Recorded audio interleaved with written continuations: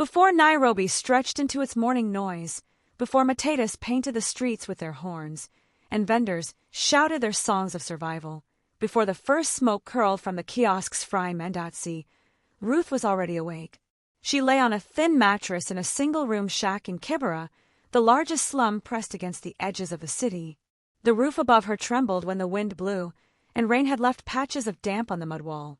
She listened to her sons breathing beside her, two small bodies curled close, sharing one faded blanket.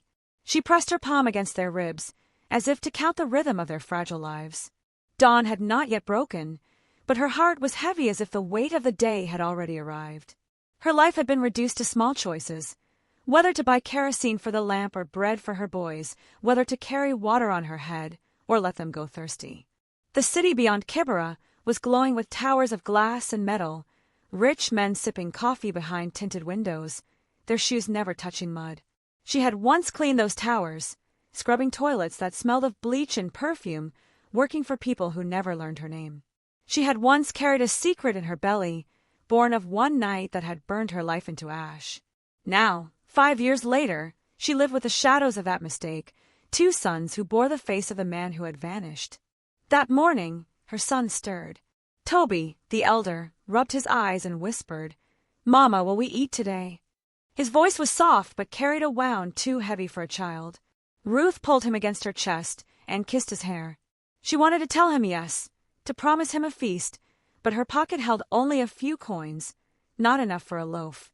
She looked at Michael, the younger, still sleeping, lips parted, hand curled around the edge of the blanket.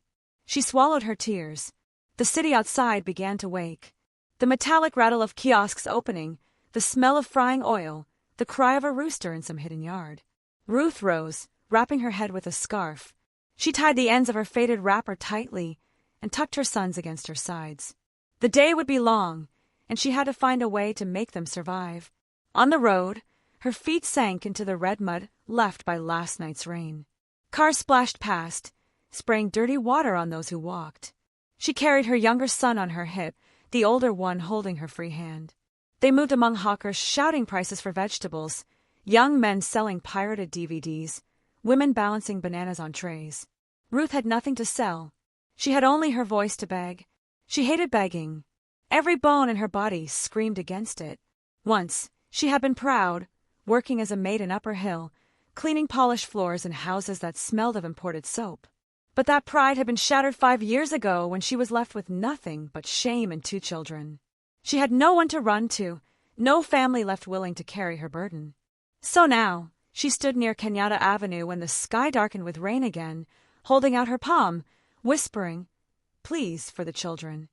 The rain came harder, stinging her skin, soaking their clothes. The boys shivered. Cars sped past, their wipers slicing water. People rushed under umbrellas. No one looked at her. Ruth sank to her knees on the pavement, clutching her sons. Her wrapper clung to her body, heavy with rain, her scarf plastered to her hair. She whispered prayers between sobs. If God was watching, she begged him not for riches, not for miracles, but only for bread to stop the hunger in her children's eyes. And then, in the blur of the downpour, a black Range Rover slowed to a stop before her. The tinted window rolled down, and a man leaned forward. His eyes met hers. For a moment, the noise of Nairobi fell silent.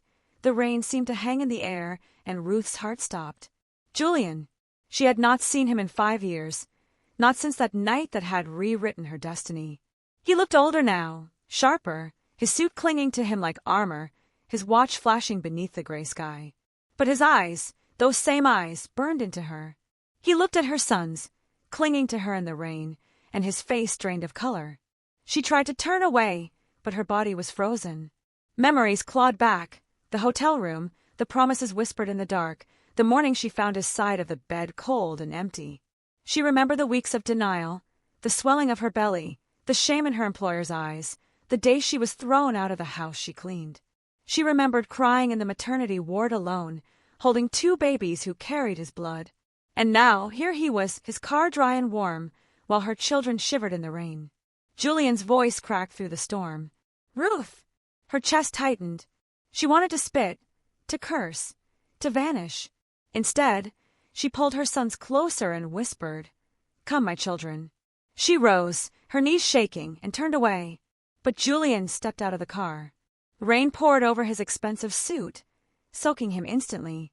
He didn't care. His eyes were fixed on her children. He saw himself in them, Toby's jawline, Michael's dark eyes. It was like looking into a mirror of the past he had abandoned. "Ruth, are they mine?" His words were broken.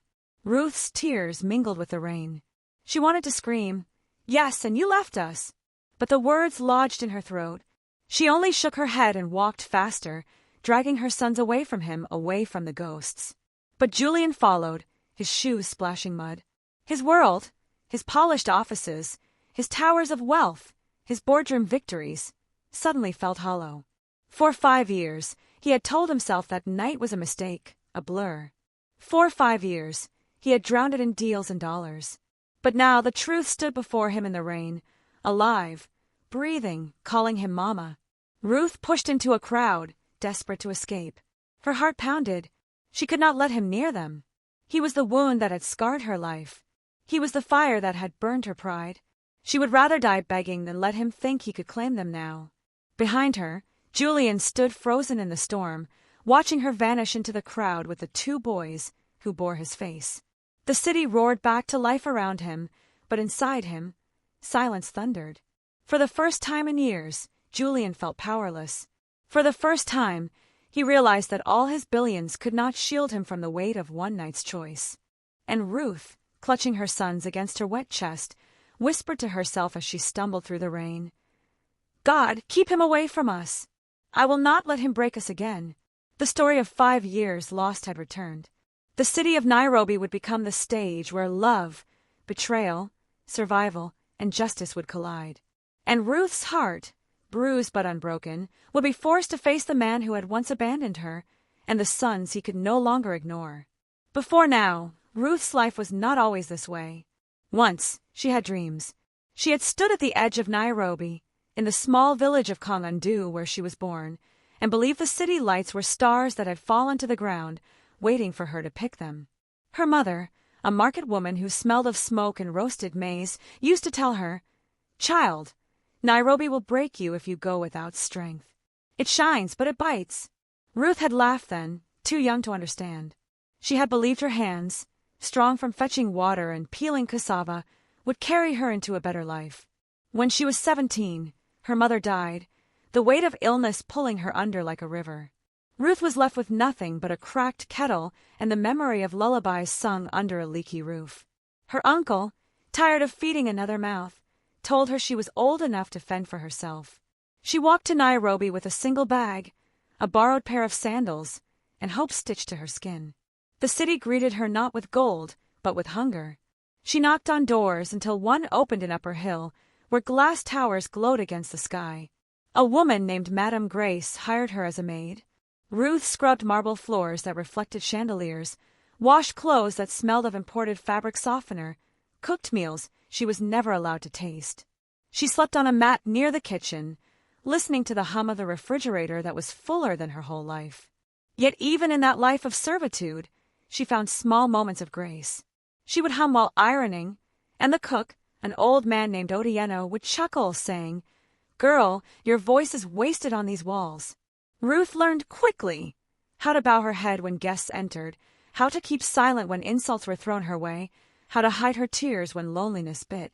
She carried an old notebook tucked under her thin mattress, where she wrote dreams in crooked English letters. "One day I will own a shop. One day I will send my children to school." She did not know when or how, but she believed. Then came the night everything shifted. It was during a party, music spilling through the walls, laughter of men in suits and women in glittering dresses. Ruth was sent upstairs to tidy a guest room.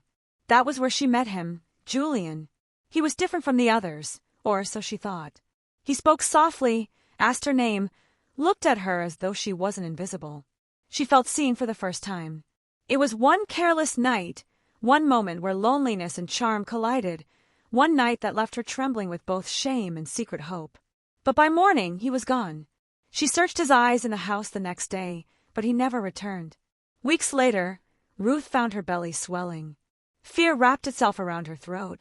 Madame Grace noticed first and called her names that stung worse than whips. "Shameless girl! You bring bastards into my house."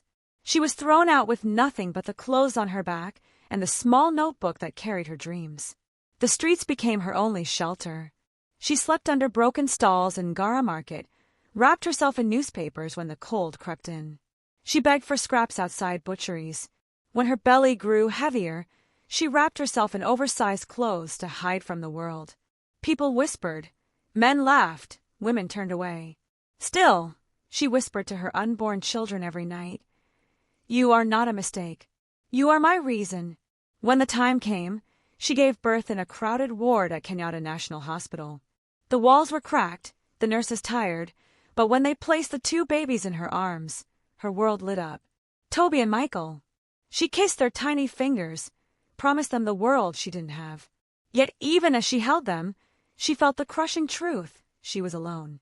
The years that followed were a blur of survival. Ruth washed clothes by the roadside for coins, carried bricks at construction sites until her back screamed, sold roasted groundnuts near bus stations. Each day was a fight against hunger, each night a prayer for tomorrow. Her notebook remained, now stained with oil and rain, but inside it she wrote new lines. "One day my sons will not beg. One day they will wear shoes." But life had other plans. Illness came. Toby fell sick one night with fever. Ruth carried him on her back to Mbagathi Hospital, begging the doctor to treat him though she had no money. She watched machines beep as her son shivered. She sold her last pair of earrings to buy medicine. He survived, but the scar of that night never left her. She learned that poverty was not only about hunger, it was about standing in hospital corridors, begging for the right to keep your child alive. The city hardened her, but it did not kill her love. Every morning, she braided her son's hair with trembling fingers, wiped their faces with a damp cloth, told them stories of lions and heroes to make them believe they were more than the mud beneath their feet. She shielded them from shame, even when she had to beg. Yet, deep inside, Ruth carried a wound she never spoke of, the wound of Julian. Sometimes, late at night, she would see his face in her son's features. The curve of Toby's jaw, the depth of Michael's gaze. She would press her hand to her chest and whisper, "You will never know him. I will never let him hurt you." It was a vow she carved into her soul. So when that rainy day came, when she stood on Kenyatta Avenue with her sons clinging to her and saw Julian step out of his black Range Rover, her world cracked open. The years of silence, the years of pain, the promises made to herself, they all roared back. He was not supposed to see them. He was not supposed to be part of their story. But Nairobi has a way of folding back on itself. The rich and the poor, the lost and the found, all walking the same streets, their fates tangled like wires on an old pole. And Ruth, who had once dreamed of stars, now stood in the rain with her sons, forced to face the ghost who had unknowingly fathered them. Her struggle had carved her into stone, but stone could still break. She knew the storm was only beginning. Julian could not erase the image of Ruth from his mind. That night, as he sat in his penthouse apartment overlooking the glittering city lights of Nairobi, he poured himself a glass of whiskey, but the liquid tasted like ashes in his mouth. His mind replayed the way her wrapper clung to her in the rain, the way the 2 boys hid behind her legs, their faces mirrors of his own blood. He turned off the lights, but the darkness only magnified their eyes, accusing, innocent, unforgettable. For years, he had convinced himself that night with Ruth was nothing but a blur, a mistake born of loneliness and arrogance. But mistakes don't stare back at you in the form of children who shiver in the rain. Sleep refused him. He rose, pacing across the polished marble floor, his reflection haunting him from the tall glass windows. He saw the boyish face of his younger self in Toby, the sharp jaw that his father once praised in him. He saw Michael's curious eyes that reminded him of his mother who had died before she could see him become the man he was now. For the first time in years, Julian felt a crack in the armor of his wealth. Meanwhile, in Kibera, Ruth sat on the edge of her mattress, her children curled beside her. The rain drummed hard on the tin roof, leaking through the cracks, dripping into a small bucket she had placed at the corner. She stroked Toby's damp hair, whispering softly to keep him asleep, but her heart was racing. She knew Julian had recognized them. She had seen the shock in his eyes. She had seen the moment his world had collided with hers, and it terrified her. Her entire life had been built around keeping her children safe from the truth of their father. She had raised them to believe in themselves, not in a man who had left without a word. She feared that if Julian came near, he would disrupt the fragile balance she had built. He was a man of wealth, power, influence. He could take them from her. He could wound them in ways she might never be able to heal. The next morning, Ruth tried to shake off the memory, but Nairobi has a way of making the past circle back. As she walked toward the bus station with Toby and Michael, she felt eyes watching her. Turning sharply, she saw a black car parked at the corner. She gripped her son's hands tighter, pulling them away. But the car followed. At the next junction, the window rolled down, and Julian's voice called, "Ruth, please." Her steps quickened. "Come, children." She dragged them through the muddy street, weaving between boda riders and hawkers. But Julian was persistent. He stepped out, ignoring the mud splashing onto his polished shoes. "Ruth, wait. I just want to talk." She spun around, anger flooding her. "Talk? After 5 years? After leaving me with nothing but shame and 2 mouths to feed? What is there to say, Julian?" Her voice shook, but it was strong enough to draw the attention of passers-by. Curious eyes turned, whispers rose. Ruth felt her face burn, but she didn't care. Julian's chest heaved as he struggled to form words. "I didn't know. I swear I didn't know." His gaze fell on the boys. "They're mine, aren't they?" Ruth's lips trembled. She wanted to deny it, to shield her children from him forever. But Toby, with the blunt honesty of a child, asked, "Mama, who is he?" His small voice pierced through her defenses. She knelt, holding his shoulders, her tears spilling freely. "He is no one, my son. He is no one to us." Julian's face contorted with pain. "Don't say that, Ruth.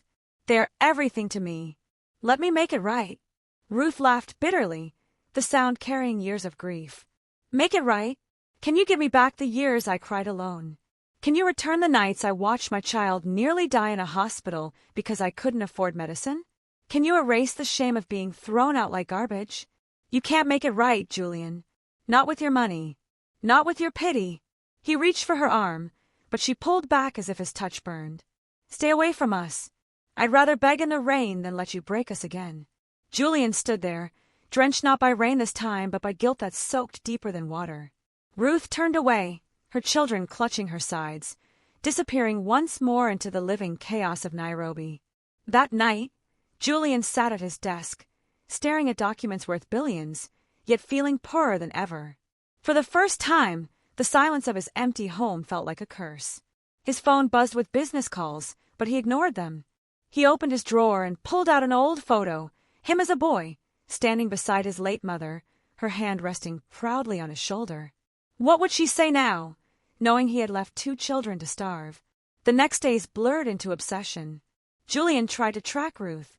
He sent men to discreetly follow her, to see where she lived, what she ate, how she survived. Each report broke him further.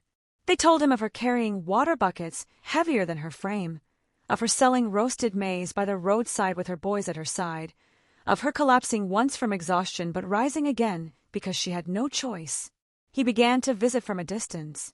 He would sit in his car, parked far, watching Toby and Michael chase each other through narrow alleys, their laughter fragile but real.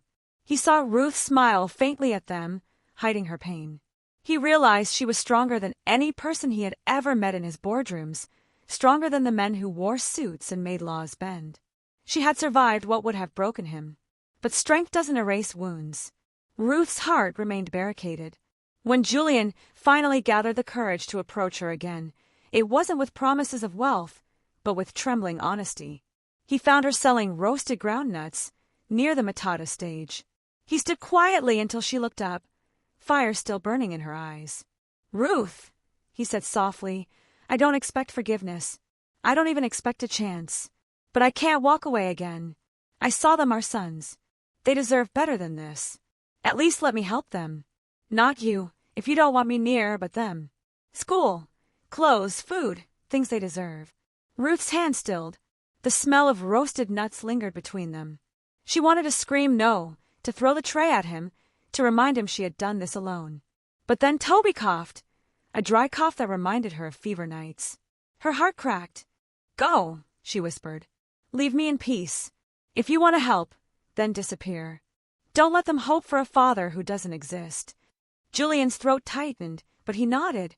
He knew this battle would not be won with money or words.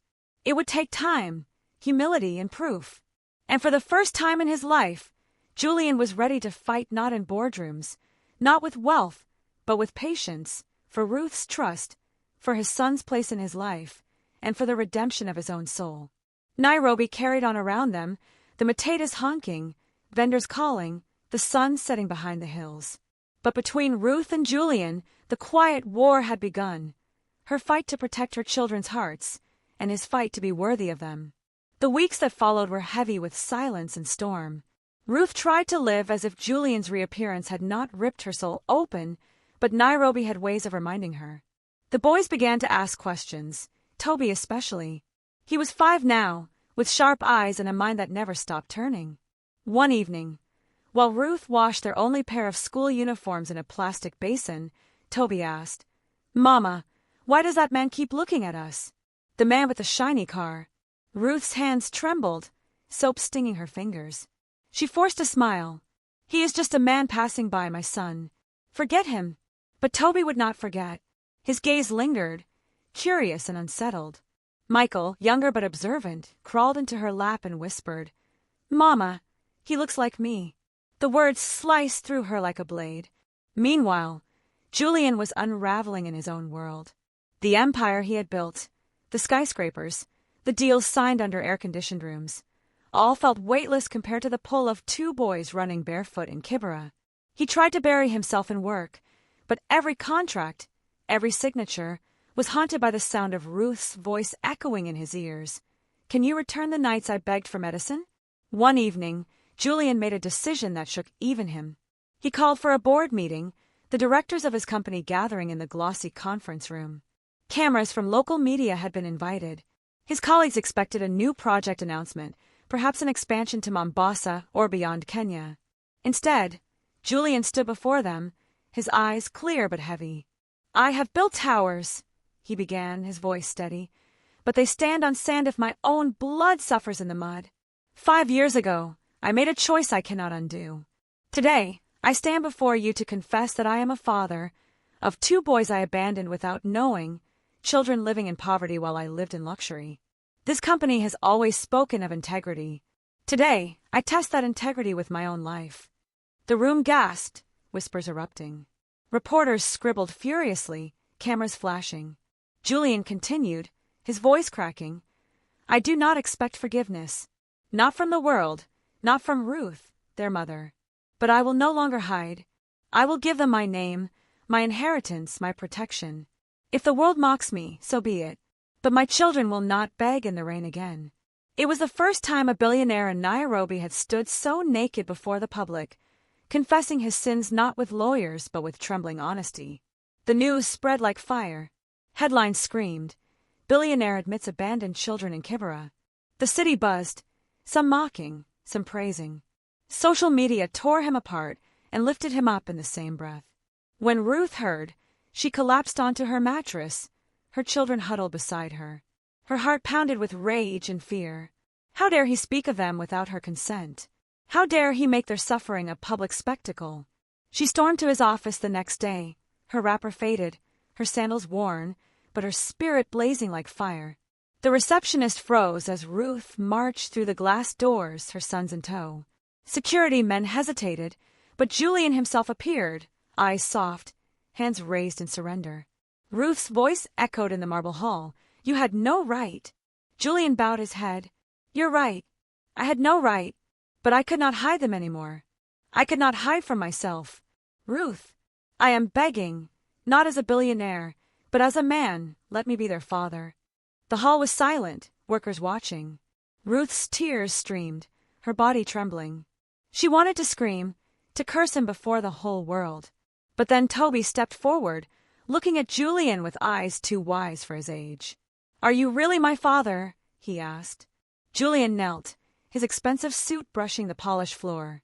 "Yes, my son, I am. And I am sorry for every day I was not here. Ruth's world spun.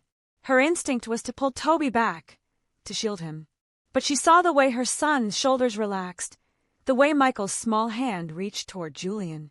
Children have no bitterness. They only crave love. And in that moment, Ruth's war turned inward. Could she deny them the chance to know their father, even if he had once failed her? Time passed. Slowly, painfully. Julian did not force his way in. He came humbly, bringing food not as gifts but as necessities. He sat with the boys on the ground, telling them stories of his own childhood, stories of struggle before wealth. He helped Toby with homework, carried Michael on his shoulders. The slum whispered, neighbors watching the billionaire kneel in the mud, unafraid of dirt. Ruth remained guarded. She spoke little to him, her heart still stitched with scars. But she could not deny the change in her sons, the light in their eyes when Julian arrived, the laughter that returned, the hope blooming. Slowly, against her will, she began to see not the man who left, but the man who was trying to return. Months later, on a warm Sunday afternoon, Ruth took her sons to her mother's grave in Kathmandu. Julian came too, standing at a respectful distance. Ruth knelt, brushing dust from the simple headstone, whispering, "Mama, I kept them safe. I kept them alive." Tears blurred her sight. Behind her, Julian approached quietly.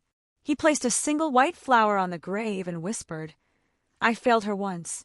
I will not fail her children again." For the first time, Ruth did not push him away. She let the silence carry his words to the wind. The healing was not sudden. It was not a fairy tale. It was slow, layered, painful, but it was real. Ruth still carried the scars of betrayal. Julian still carried the weight of guilt. Yet, step by step, they began to build something fragile but true, for the sake of two boys who deserved more than shadows. One evening, as the sun dipped behind Nairobi's skyline, Ruth watched Toby and Michael chase each other in the yard of a small new house. Modest, not one of Julian's towers, but theirs, safe and warm. Julian stood nearby, watching too, his eyes softened. Ruth whispered to herself, "Maybe stars do fall to the ground after all. Not to be owned, but to light the way." For the first time in years, peace brushed against her heart. Not perfect peace, not complete healing, but enough to breathe. Enough to hope.